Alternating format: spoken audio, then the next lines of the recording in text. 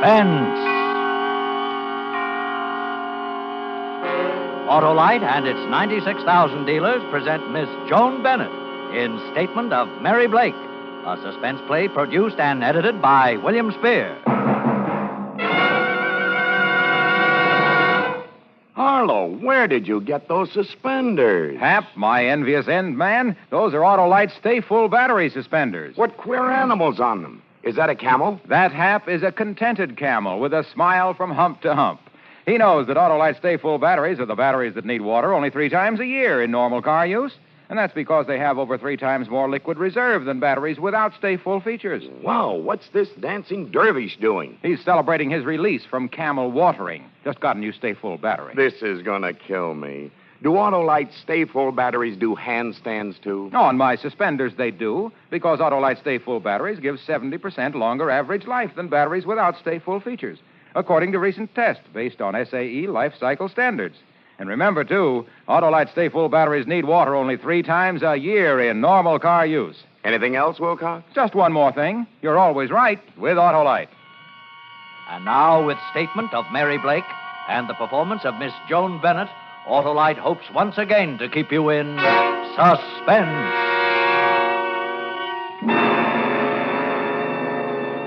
I found myself at the far end of a long corridor, the length of it stretching before me in a winding pattern, the walls of it a thick, impregnable cement. There were no windows, only a small opening high on the wall to my right. Through this, a single shaft of light fell into a pattern which told me there were iron bars on that one small window. At first, it seemed that I was alone in this place. I stood huddled and afraid, unable to move. Somehow, I had the feeling that soon I would not be alone. Then faintly, from out of the darkness ahead of me, I heard him coming with slow, shuffling footsteps. The walk of a man who has not long been without his eyes. I saw his cane first, a slim thread of white in the blackness before me. I watched it, tapping up and down in a nervous rhythm. Tapping, coming closer. Closer. I felt the muscles in my throat tighten in an effort to scream. But I made no sound at all, nor did I move. I just stood there and waited, and watched him come toward me. Then in the next instant, his face was caught in the shaft of light, and I saw him very clearly. The searing marks of pain were there, and with them the lines born of brooding and evil. And I looked for a long time at that face, and I found myself wondering, if I could see behind those dark glasses, would I find in his sightless eyes any sign of repentance?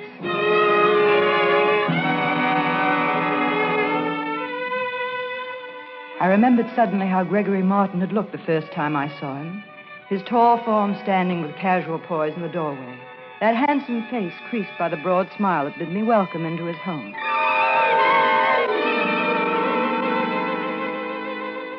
Hello, Miss Blake. Come in, won't you? Thank you. Here, let me take your bag. Thanks. Mrs. Martin isn't here just now, so I'll show you your room. Oh? I think you'll find it very comfortable. In fact, I hope you'll enjoy your life here and your work with me. Oh, I'm sure I will. I'm a little overwhelmed to find myself actually about to work with the Dr. Gregory Martin. Oh. When you've gotten your things unpacked and had the chance to catch your breath a bit, perhaps you'll join me for coffee. Wonderful. Then I'll show you through my laboratory.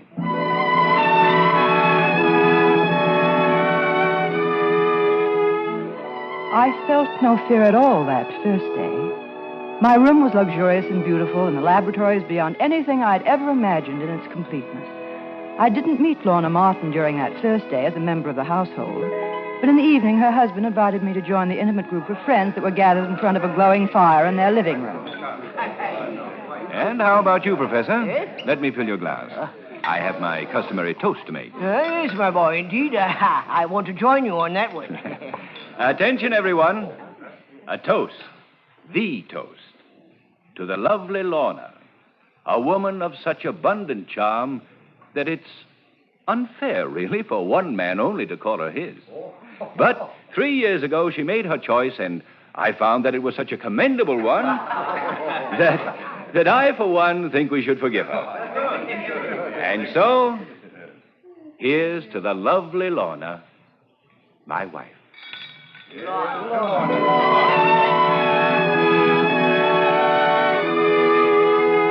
I joined in Dr. Martin's toast to his wife, and at the same time studied the faces of the people who were gathered in a semicircle around the room. There was a glint on the glass of one man's pince-nez that gave his face a weird, somewhat supernatural look. He was smiling broadly in the direction of Mrs. Martin, and his teeth in the light of the fire seemed to be made entirely of gold. I looked then at Lorna. She was looking past the others at her husband, and although she was smiling, I saw that there were tears in her brown eyes. Beneath her polish and exquisite breeding, she was insecure and afraid.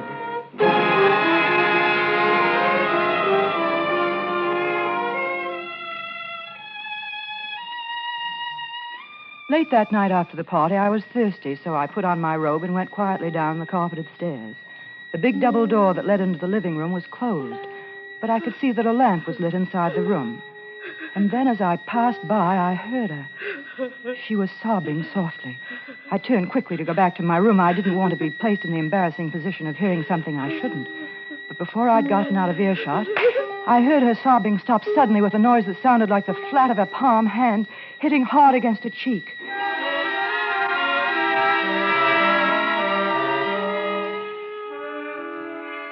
Next morning, I was working with Dr. Martin and loving every minute of it. We worked silently, swiftly, with no regard for anything outside of the task immediately at hand. That is, save for one little thing. Dr. Martin seemed fascinated with a little vial of amber liquid which he kept on a desk. Twice he abandoned his work to walk over to it, lift the glass container up to the window, and study its contents, his lips forming a strange half smile. Why, yes. Yes, that's it, of course. What? I beg your pardon, Dr. Martin. Were you speaking to me? Oh, no, Miss Blake. Talking to myself, I expect. Scientists frequently do, I understand. Yes, I've heard so. My formula, Miss Blake. I just realized it's almost the color of her hair, isn't it? Lorna's, I mean. My wife has very pretty hair, don't you think? I think Mrs. Martin is a beautiful woman in many ways. Well, that's a rather generous opinion to form in so short a time, isn't it? Do you always analyze people so quickly and so flatteringly? How about me, for instance? Well, I don't think you're being fair, Doctor, but since you asked, I'd say you're a man of great charm and certainly a scientist of remarkable ability. I should be pleased, I suppose. However, it sounds like generalities. I think I'll have to see what I can do toward creating a more specific impression. Yes. Truly beautiful color, isn't it? I've never seen anything quite that shade of amber. What is it, Doctor? It's a mixture of my own. I'll let you in on it someday, soon. But meanwhile, I'd advise you to keep clear of it. I think I could safely claim it to be the fastest acting poison in existence. A new experiment, Doctor? The most exciting experiment to which a scientific mind can apply itself. And I have every confidence that I'll be able to work it out to a successful conclusion. Sounds challenging, Doctor. I hope I'll be allowed to work on it, too. I assure you, my dear Miss Blake, I wouldn't attempt this particular experiment without you.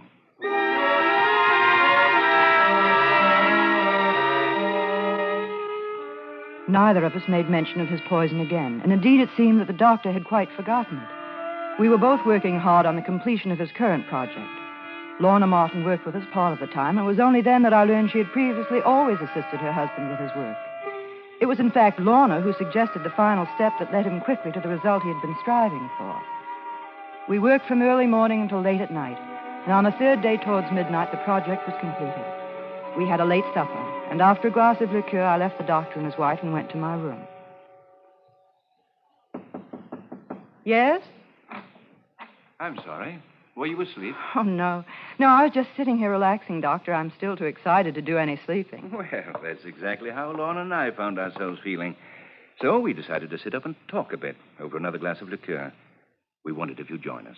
After all, this has been a three-way victory, Miss Blake.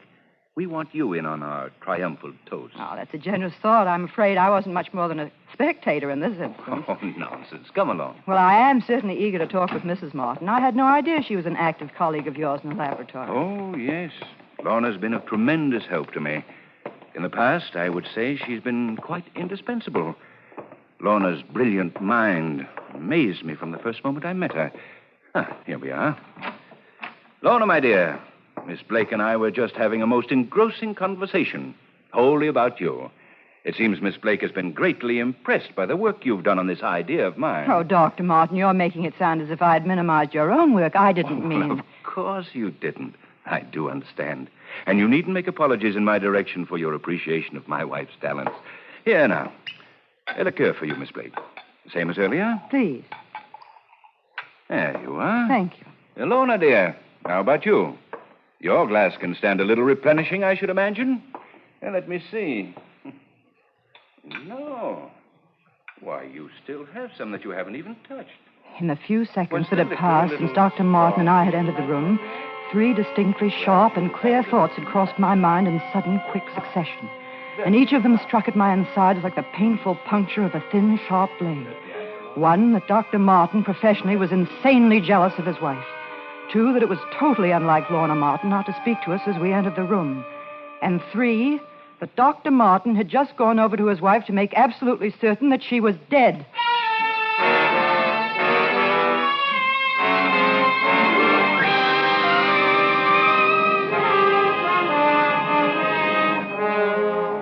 Autolite is bringing you Miss Joan Bennett in Statement of Mary Blake, tonight's production in radio's outstanding theater of thrills, Suspense.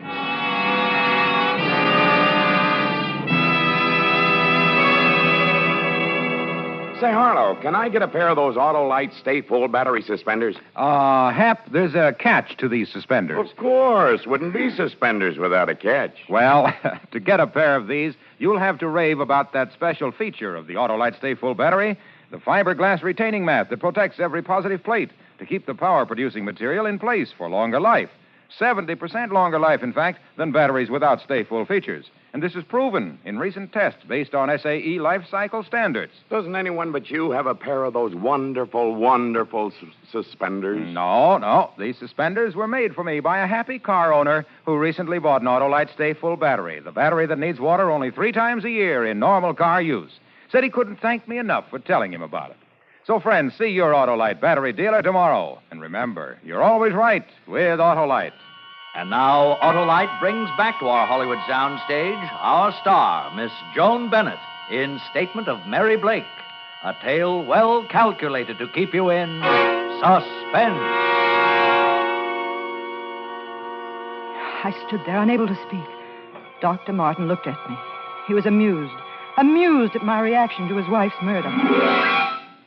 I rather think I could read your mind quite accurately at this moment, Miss Blake. Why? Why does one do anything? What motivates any action of man? There is a need, a desire, a want behind every action. I wanted to kill my wife. It's as simple as that. The poison. Yes. Come into the laboratory. The poison. We'll look for it. It isn't on your desk. You did kill her with it, but I don't see it. And why have you made it a point to have a witness? I remember now. You talked of this as an experiment, and you told me I would work with you on it. Just what Patience, my dear girl, patience. And what is the next step, Doctor? To call whom? The police and tell them what? When one discovers that one's wife has been murdered, one naturally calls in the authorities. Oh, yes, Sergeant. Listen carefully, please. This is Dr. Gregory Martin. My address is 12448 Pilgrim Drive. Would you send some men over immediately, please? My wife has just been murdered.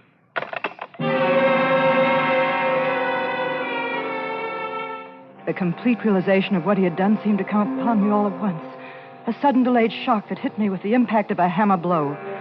I looked at him, and he seemed a total stranger. A maniac whose next move I could not predict. He was laughing, and while he laughed, I reached desperately behind me, closing my fingers tightly around the glass container I felt in.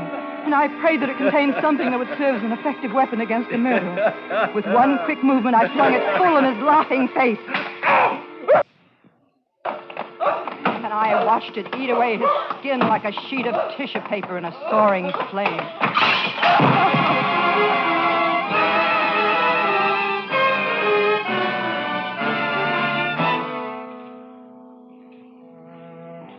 When the police arrived, they found Lorna Martin seated erect and beautiful in the chair in the sitting room, while her husband writhed in pain on the floor of his laboratory. I was at Dr. Martin's desk, they said. I remember lifting my eyes to follow mutely the movements of the men who streamed into the room. Through the door, I could see them bending over the body of Lorna Martin, and I watched with a strange, detached curiosity as two interns administered temporary treatment to Dr. Martin's injuries. Then they took us away. The three of us. I don't remember much about it.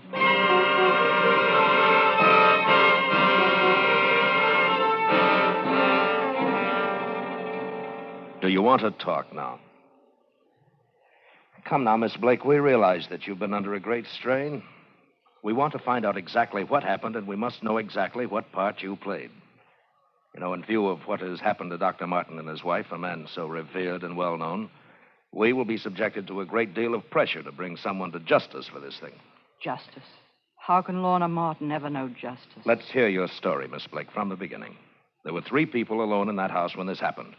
And of them, only you were able to speak. Now, let's hear what you have to say. How about it? All right. You'll talk on the stand.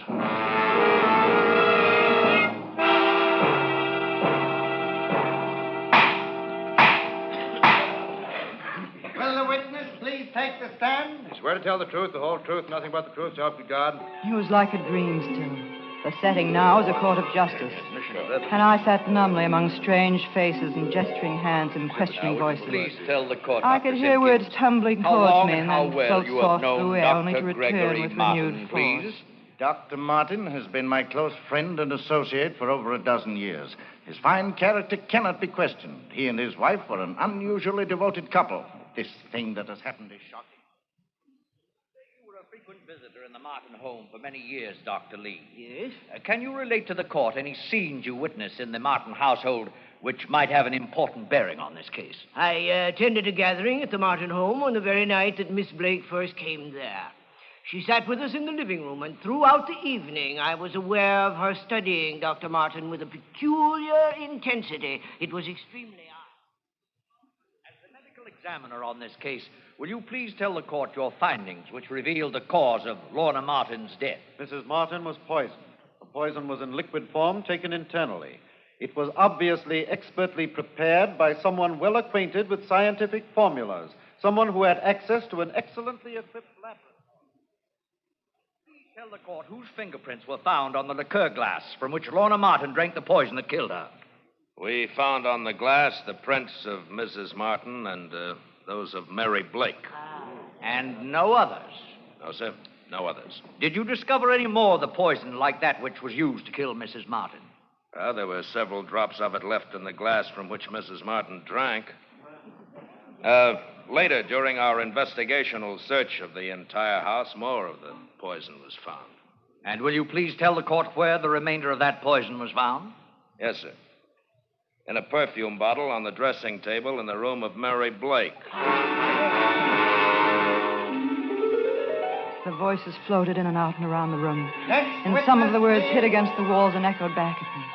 Then I rode on them to the front of the room, and the voices were loud and strange, and my senses seemed blocked by them, and by a hand that pointed towards me, and a face that swung down at me like an inflated comic balloon. I almost laughed. Perhaps I did. Can you, Mary Blake, in any way account for the fact that only Mrs. Martin's and your own fingerprints were found on the glass of poison? Can you give the court any explanation for the perfume bottle containing the remainder of the poison being found in your room? Mary Blake, can you in any way explain the testimony we have heard repeatedly during this trial of your unusually strong personal interest in Dr. Martin? The words were strung like beads on a string and wound round and round me until I felt them so tight it seemed I couldn't breathe. Then suddenly the voice that was strangling me with the words came through to me clearer and louder than ever before. And this time the words were built in a big stick and it was carefully aimed and swung straight towards me. The prosecution at this time is able to bring forth its most important witness. We ask, however, that due consideration be given him by all those present in this courtroom, as his condition is still very serious. He has suffered from extreme shock, and as a result of the injuries he recently sustained, he is and will forever remain totally blind. Now, clerk, will you please inform the nurse outside that she may now bring the doctor into the courtroom? The prosecution calls to the stand Dr. Gregory Martin. He came in, seated in a wheelchair. His hands and almost all of his face, save an open slit across his mouth, swathed in thick white bandages. There was something about seeing so handsome and powerful a figure so completely incapacitated. An involuntary gasp escaped from my own lips as well as from those of every person in the crowded courtroom. Without a word being spoken, the prosecution had easily scored its most effective point. And after Dr. Martin had finished his spoken testimony, the big stick of words came down upon me with full force. Mr. Foreman, ladies and gentlemen of the jury, how do you find the defendant? We find the defendant guilty as charged. Then more words. Words coming at me with final flattening blows. This court hereby sentences you to the Women's State Penitentiary for a period of not less than 99 years.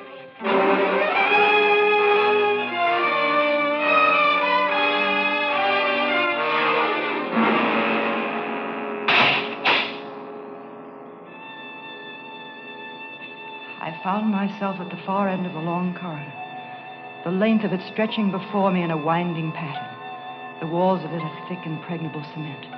There were no windows, save for a small opening high on the wall to my right.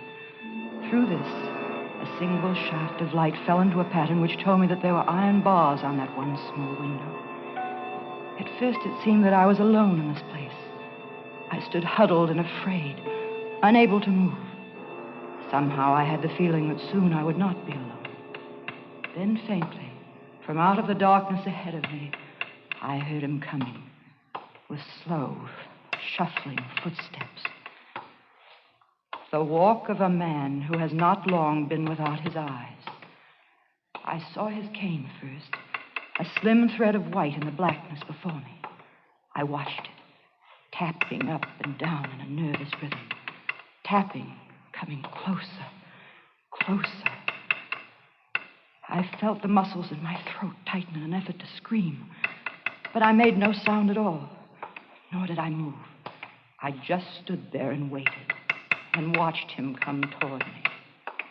Then, in the next instant, his face caught in the shaft of light, and I saw him very clearly. Mary Blake, wake up. Come on now, get hold before you rouse the whole block. Come on now. Oh, we can't have this every night. Oh, how's that dream? I can't stop dreaming. It isn't fair. It isn't fair. I don't belong here. I didn't do anything, but I'm here. He still won't leave me alone, not even in my sleep. Oh, there you see, Warden. That's the way it is every night. We can't seem to That's do enough, it. Matron. We're releasing Mary Blake. What did you say? You're free, Miss Blake. The nightmare is over. Come with me, and I'll tell you what has happened.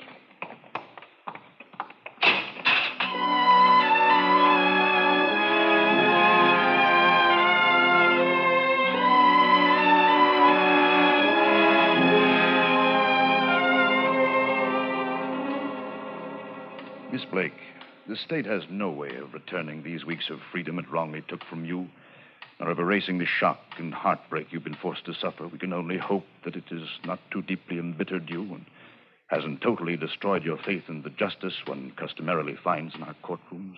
There seems to be a limit to bitterness, Warden. I find that what I feel now is not a release from injustice, but a release from fear.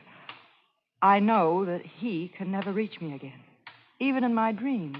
How can I be so sure of that? Well, it's another of the things that can't be accounted for rationally about this case. It leads one to wonder if some metaphysical force wasn't put to work in place of the erring machinery of justice.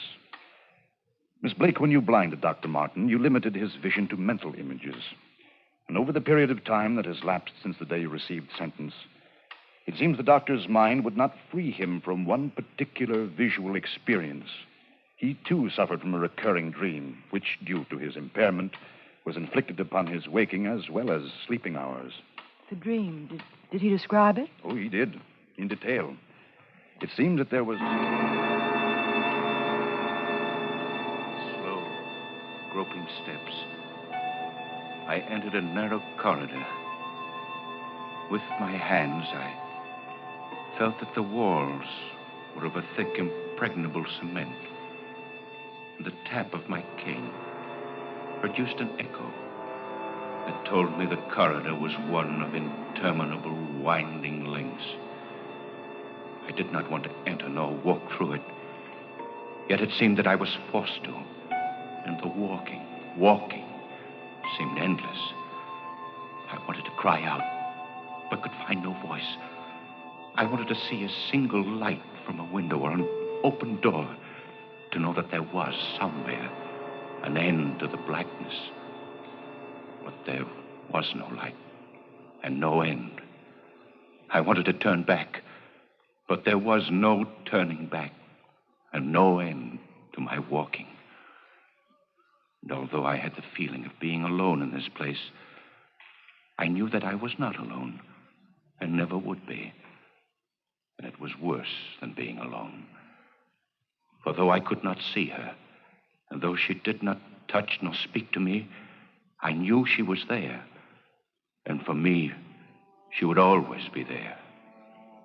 Mary Blake, my accuser. For she is the innocent, and I am the guilty. And for the innocent, there is always a freedom. And for the guilty, there is never an escape.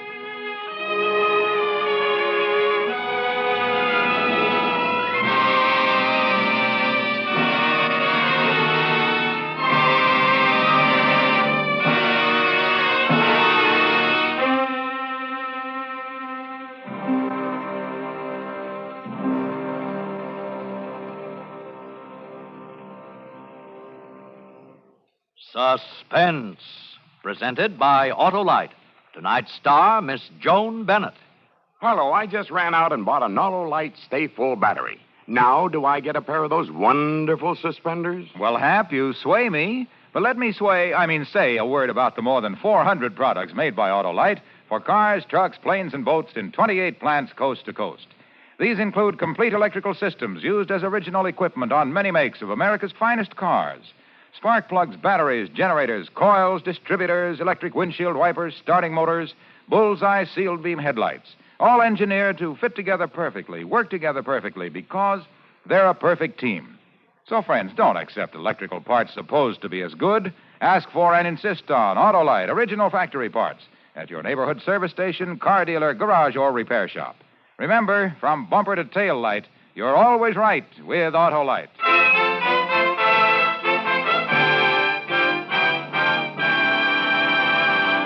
Next Thursday for Suspense, our star will be Mr. John Lund. The play is called The Man in the Room, and it is, as we say, a tale well calculated to keep you in suspense. Tonight's Suspense play was produced and edited by William Spear and directed by Norman MacDonald. Music for Suspense is composed by Lucien Moraweck and conducted by Lud Gluskin. Statement of Mary Blake is an original play written for radio by Shirley Gordon. Miss Joan Bennett will soon be seen in the MGM production, Father of the Bride. In the coming weeks, you will hear such stars as Claire Trevor and Charles Boyer. Don't forget, next Thursday, same time, Autolite will present Suspense, starring John Lund.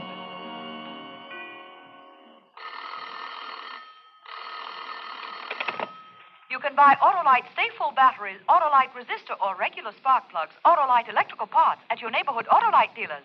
Switch to Autolite. Good night. This is CBS, the Columbia Broadcasting System.